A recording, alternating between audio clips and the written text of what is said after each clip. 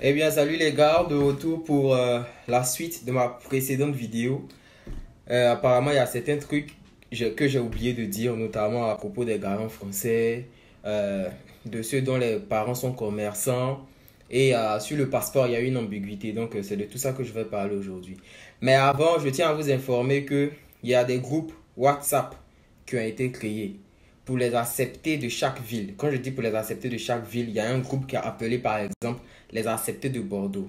Et dans ce groupe-là, tous ceux qui sont acceptés à Bordeaux vont être dans ce groupe. Les acceptés de Tours, tous ceux qui sont acceptés à Tours vont être dans le groupe. Ainsi de suite, ainsi de suite. Et dans le groupe-là, il y a des gens qui sont déjà sur place, qui sont déjà dans ces villes-là, qui peuvent vous aider mieux que moi. Parce que moi, je ne peux pas me diviser en 1000 en même temps, vu que je ne connais pas les réalités de toutes les villes. Donc, il y a ces personnes-là qui pourront vous aider en temps réel, puisque ces personnes-là sont dans vos villes. Donc, ces personnes-là sont sur place. Ces personnes-là pourront vous aider, notamment pour visiter vos logements et tout. Voilà, c'est un truc qui a été créé vraiment pour vous aider.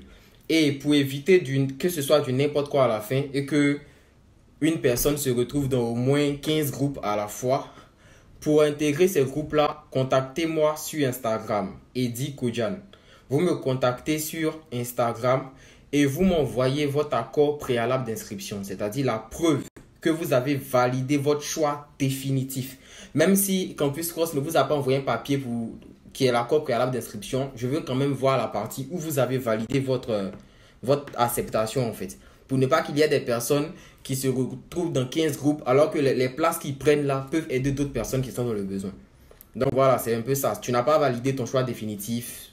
Attends, c'est pas la peine de rentrer dans mon PV ou quoi que ce soit. Tu attends, quand tu valides, tu viens. Moi, je t'ajoute dans les groupes, tranquillement. Donc, vous me contactez sur Instagram, mon Instagram qui s'affiche juste en bas là, Eddy Kodjan. Vous m'envoyez votre accord préalable d'inscription, plus votre numéro de téléphone, pour que moi, je vous ajoute. Il y a un autre hic, c'est que les groupes WhatsApp, ils prennent que 250 personnes. Je ne sais pas combien ont eu des acceptations et tout. Mais si ça ne suffit pas, je vais créer des groupes Telegram pour pouvoir prendre beaucoup plus de personnes. Mais franchement, pour éviter du n'importe quoi, j'insiste sur ce fait-là, vous devez avoir validé votre acceptation. Si vous n'avez pas validé, ce n'est pas la peine. Je ne vous ajouterai pas dans un groupe. Que ce soit clair. Voilà, pour éviter du n'importe quoi. Et puis vous aussi, soyez conscient que les groupes qui ont été faits sont là pour vous aider lorsque vous serez ajouté. Ce n'est pas la peine d'aller chercher des... C'est vrai, vous pouvez tisser des liens de famille, histoire de ne pas vous sentir seul quand vous allez arriver. Mais genre que ce ne se transforme pas en groupe de drague ou quoi que ce soit, parce qu'on m'a déjà rapporté. Et ces personnes-là vont être retirées. C'est un peu ça. Moi, je suis street, c'est comme ça. On dit je me prends, mais c'est ça. On dit je me prends que je suis arrogant, mais c'est ma personnalité. Donc, si vous ne respectez pas les règles, vous serez mis dehors, tranquillement. Il n'y a pas de demi-mesure dans ça. Et puis, l'autre information aussi, toujours avant d'aborder le visa, je sais que ça va être long. Mais il y a une capture d'écran qu'on m'a envoyé ces temps-ci là, où il y a un gars qui a fait un recours gracieux et on lui a dit que on n'a pas reçu son dossier, l'université n'a pas reçu son dossier, que c'était bloqué au niveau de Campus France. Et la personne qui a répondu a dit qu'il n'allait pas avoir de demande de visa pour étudiants. Bon, moi ce que je vous conseille à ce niveau-là, tant que ce n'est pas une source officielle, ce n'est pas un membre du gouvernement qui vous a dit qu'il n'y aura pas de visa, tout le reste ce sont des rumeurs. S'il ne va pas avoir de visa, pourquoi récemment là, il y a les résultats de bourse FL, les bourses Campus France, bourses FL qui sont sorties pour ceux qui vont venir étudier en France. C'est une bourse très sélective, mais pourquoi ils ont accordé ces bourses-là aux gens? Donc, ils vont avoir ces bourses pour étudier dans leur pays. Non, ils ne peuvent pas accorder des bourses d'études pour venir en France et puis ces personnes-là vont rester dans leur pays. C'est pas logique. Voilà, donc, restez optimistes jusqu'à la fin. Comme je le dis là, chaque année, il y a des obstacles, mais à chaque fois, ils finissent par surmonter. L'année passée, par exemple, ils ont parlé de augmentation des frais de scolarité. Il y avait l'université de Paris-Nanterre. Dès qu'ils ont dit augmentation des frais de scolarité, l'université de Paris-Nanterre a refusé tous ceux qui ont postulé chez eux parce que les frais avaient augmenté. Ils ont refusé. Mais à la fin, qu'ils ont commencé à voir que les universités faisaient les exonérations partielles, ils ont retiré tout leur refus pour réétudier la demande des candidats. S'il y a des gens qui ont postulé à Paris-Nanterre l'année passée, venez confirmer ce que je dis. Voilà. Vous voyez, au départ, ils ont refusé. Mais à la fin, ils ont accepté les gens. Donc, à chaque fois, c'est comme ça. Il y a toujours des solutions qui sont trouvées. Donc, ne paniquez pas à ce niveau-là. Voilà, donc ce que moi je peux dire, ne paniquez pas à ce niveau-là. Franchement, c'est pas la peine de paniquer. Et en même temps, je me suis renseigné sur les exonérations partielles. Pour ceux qui ne savent pas, exonération partielle, ça veut dire que vous allez payer les mêmes frais que les étudiants français. Vous n'allez pas payer les 2770 euros comme auparavant, comme ça a été fixé l'année passée. Mais vous payez les mêmes frais que les étudiants français.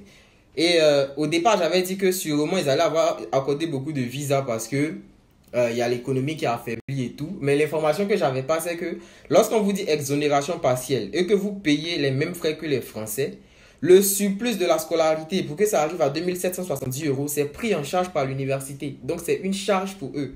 Vous allez payer 170 euros parce que vous êtes étranger. Alors que normalement, la scolarité pour étrangers, c'est 2770 euros. Quand vous payez les 170 euros, le reste, c'est l'université qui paye. Ça leur revient la charge. Mais il y aura des visas. Il y aura des visas. Chaque année, cette histoire de visa, ça a toujours été bizarre. C'est pas aujourd'hui que ça a commencé, c'est pas aujourd'hui que ça va finir. Donc, si vous êtes croyant, que vous croyez fort en quelque chose, priez et puis allez-y. Voilà. Donc, je reviens maintenant à la suite de la vidéo proprement dite après le générique.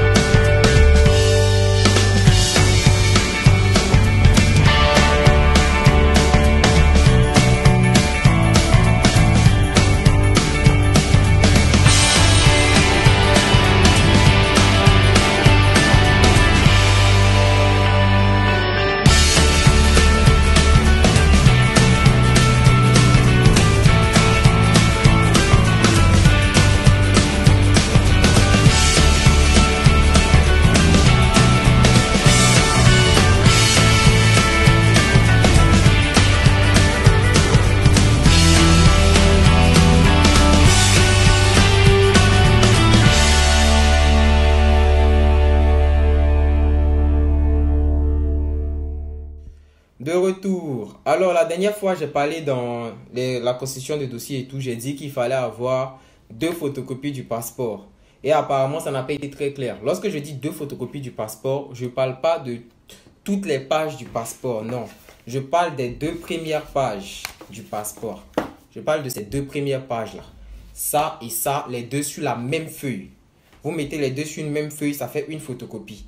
Vous faites encore la même chose, ça fait une deuxième photocopie. Et ce que j'avais oublié de dire, c'est qu'il faut aussi votre accord préalable d'inscription. C'est voilà, pour mettre dans votre dossier visa. Sans ça, vous n'allez même pas être reçu à VFS. Ils vont vous dire d'aller chercher. Donc, il faut aussi dans votre dossier à compléter. Juste après le passeport, vous ajoutez votre accord préalable d'inscription. Voilà. Pour voir le sens un peu, regardez l'ancienne vidéo. Je n'ai pas trop revenu pour ne pas faire une vidéo trop longue. Donc, juste après le passeport, il y a l'accord préalable d'inscription. Et maintenant, pour parler des garants français. Garants français, qu'ils soient français ou qu'ils soient à l'étranger, c'est-à-dire hors Afrique, qu'ils soient aux États-Unis, au Canada, c'est pratiquement les mêmes choses. Pour les garants français, ils fournissent leur contrat de travail. Un CDI de préférence. Ou si c'est un CDD, ça doit couvrir la durée de vos études. Si vos études ont fait 9 mois, leur CDD, le CDD ça veut dire contrat à durée déterminée. Leur CDD doit faire au minimum aussi 9 mois. Le CDI c'est contrat à durée indéterminée pour ceux qui ne savent pas. Donc ils fournissent leur contrat de travail. Ils fournissent leur fiche de paie. Et puis ils vous font, comment dire, une attestation de prise en charge qu'ils peuvent même copier ou bien taper à l'ordinateur. On n'a pas besoin de légaliser ça. Chez les Français, les relevés bancaires, ce n'est pas trop obligatoire. Mais en Afrique, si. Pour un garant français, on n'exige pas trop le relevé bancaire. Ce que je dis là, c'est valable pour garant français et garant en Europe, en Amérique, au Canada et tout. Tant qu'il n'est pas en Afrique, c'est pratiquement la même chose. Son contrat de travail. Ses fiches de paie, s'il a des avis d'imposition, il les met, les avis d'impôt qui montrent qu'il paye ses impôts, et puis il vous fait l'attestation de prise en charge qu'il peut taper à l'ordinateur. On n'est pas obligé d'aller légaliser quoi que ce soit. Voilà, c'est un peu ça. Donc, garant français et garant au Canada, aux États-Unis, en Russie, en Chine, C'est la procédure pour eux. Ce sont les papiers qu'ils doivent fournir. Ça, c'est le minimum. Avec ça, ça passe. Pour ceux dont les parents sont commerçants, c'est pareil que ceux dont les parents ont des sociétés. J'en ai parlé dans la vidéo précédente. Ils vont fournir leur registre de commerce, leur relevé bancaire personnel, ainsi que toute autre source de revenus qui montre qu'ils touchent de l'argent. À propos du compte bloqué et tout, vous devez savoir que le compte bloqué, on le fait pour être son propre garant financier. Voilà, le compte bloqué, il n'est pas obligatoire. Si vous avez déjà un garant, quelqu'un qui va vous envoyer de l'argent chaque fin du mois, vous n'êtes pas obligé de faire un compte bloqué. Le compte bloqué, moi, je le conseille aux personnes dont les parents ne touchent pas assez. Voilà, c'est-à-dire que les parents ont des salaires un peu douteux. 600 000, 700 000, pour éviter d'être après dans les jeûnes et prières pour pouvoir avoir le visa là. Quand vous avez ces parents qui ont ce type de salaire, 600 000, 700 000 en euros, je crois que ça fait 1200 euros, ce genre de truc, ou bien 1300 euros. Quand vous avez ces gens de garants là, c'est mieux qu'ils se sacrifient, ils vous font un compte bloqué de 5 millions. Les 5 millions, ça va vous revenir quand vous allez être en France. Au moins, le consulat voit que vous avez 5 millions pour tenir l'année. Donc, vous pouvez venir. Sinon, si vous prenez ces garants-là, il va dire, si on vous envoie 400 000, eux, ils vont manger comment? Le consulat va se dire, mais quelqu'un qui touche 1300 euros, lui-même, s'il envoie 615 euros à quelqu'un, lui-même, il lui reste combien pour vivre? Vous voyez un peu que ça, là, il y a un peu trop de calcul dedans. Ils vont essayer de voir maintenant ses charges, ses enfants et tout. Pour quitter dans cette histoire de calcul, si vous avez des garants qui ne touchent pas assez, le compte bloqué, il est fait pour vous. Au moins, vous mettez les 5 millions sur un compte bloqué. Quand on dit compte bloqué, c'est-à-dire c'est bloqué, vous n'avez pas accès à ce compte-là. Peut-être quand vous allez arriver en France, l'argent, vous pourrez l'utiliser librement. Sinon, actuellement, vous ne pourrez pas l'utiliser. Il est bloqué. C'est une sorte de garantie. Et il y a des organisations qui le font. J'en ai déjà parlé et tout. Voilà. Pour ceux qui veulent savoir, qui veulent faire des comptes bloqués, en tout cas, venez me voir sur Instagram. Donc, c'est un peu ça. J'espère que j'ai rien oublié. S'il y a un sujet que je n'ai pas abordé. Et puis, oui, pour les boursiers, si votre bourse prend tout en charge, donc voilà, j'attends vos acceptations pour vous ajouter dans les groupes qui ont été créés. Donc, on est ensemble les gars.